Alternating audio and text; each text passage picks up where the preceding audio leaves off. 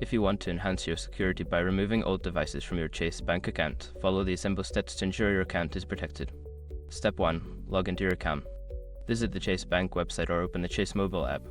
Enter your username and password to access your account dashboard. Step 2. Navigate to Security Settings. Once logged in, locate the Account Services or Profile and Preferences section. Look for Security Settings or a similar option to manage your devices. Step 3. View Registered Devices. In the Security Settings, find the section that lists all registered devices associated with your account. This may be labeled as Managed Devices or Authorized Devices. Step 4. Select devices to remove. Review the list of devices. Identify any old or unused devices that you want to remove.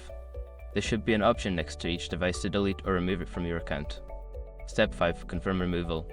After selecting the devices you wish to remove, confirm your choice. You may need to enter your password or complete a verification step to finalize the removal process.